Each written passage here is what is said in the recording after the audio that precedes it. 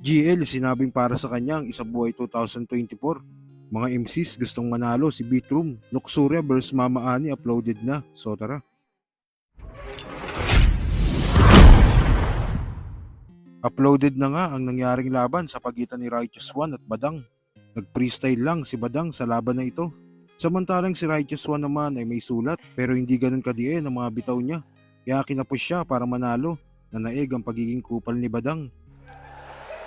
Putang ina, isipin nyo, no? Pahirap ka na sa mga organizer, pahirap ka pa sa tagatulak mo.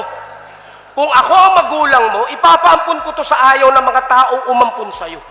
Para pahirapan ka, durugin yung mga paa mo. Durug na eh. Ano pa dudurugin sa'yo? Yo! You said that shit? You feeling like a boss, though? Tangin na rap battle to, Kuya Awit, ginagawang talk show! Wala na bang ibang mas matinong kalaban dyan? Badang! Putang inang pangalan yan. Sa judging nga ni Akata, tila bad trip ito sa naging battle ng dalawa. Ayun, ito yung pinakamahirap na ginawa ko ngayong gabi kasi ang hirap i-judge ng battle nila kasi pareha silang tanga. Pero wala akong magagawa. Pinili ko na lang yung medyo mas matino. Si Badang, kulang-kulang din yung pag-iisip niya kaso kahit anong gawin ni Righteous One, kulang-kulang talaga siya. Kaya kahit may sulat siya, parang kulang pa rin. Kaya Badang binoto ko. Tsaka tangin na mo, Awit, magbayad ka sa pag-judge ko. Sa kabilang balita naman, mangyayari na nga sa Day 2 ang finals ng Isabuhay 2024 sa pagitan ni Beatroom at GL. Sa interview nga ng Flip Top sa dalawa, sinabi nila ang kani-kanilang rason bakit deserving sila sa titulo ng Isabuhay 2024. Paghahanda ako, ayun, di ko na inupuan yung sulat. So kung ano yung maisip ko, habang may ginagawa ko, habang nabiyahe, nilista ko agad. Para makaano ko, buo na ako ng mga material na pwedeng pigain pa.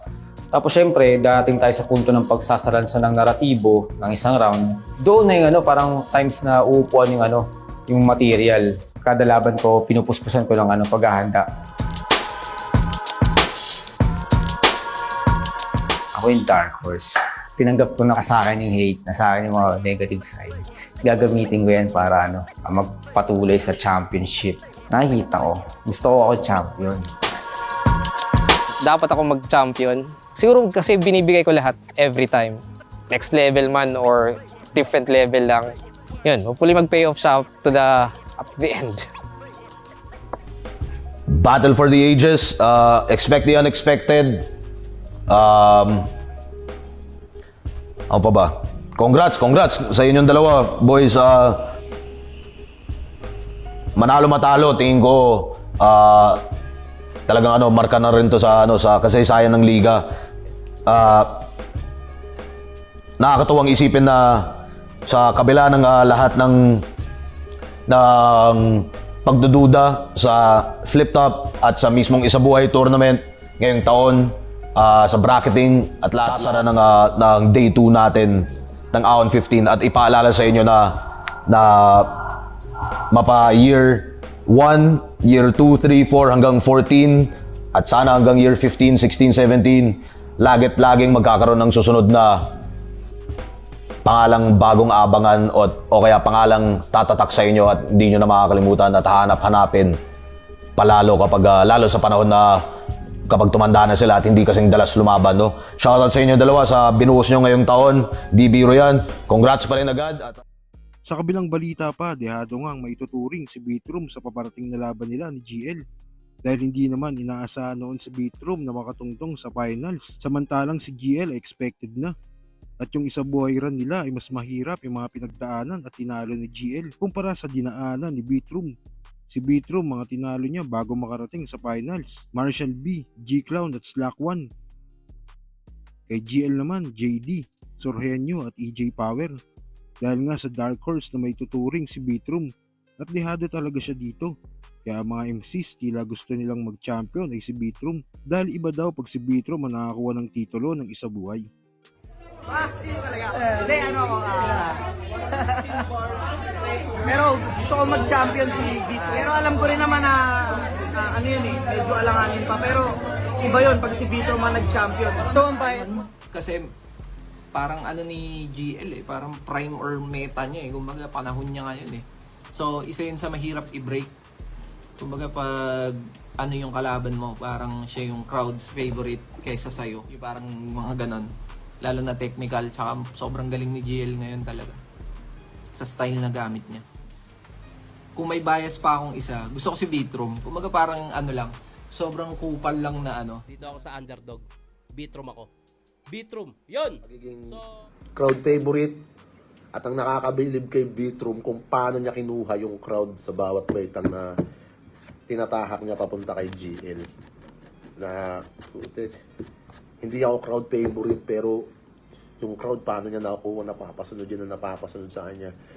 Kaya ang asahan niyo sa finals, na dito magkakaalaman.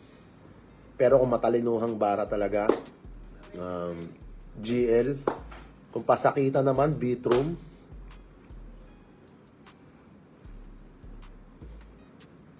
ang pinaka nakikita ko dito, ang ilalamang dito ni Beatrum yung pandadarag niya, pangbubuli niya na.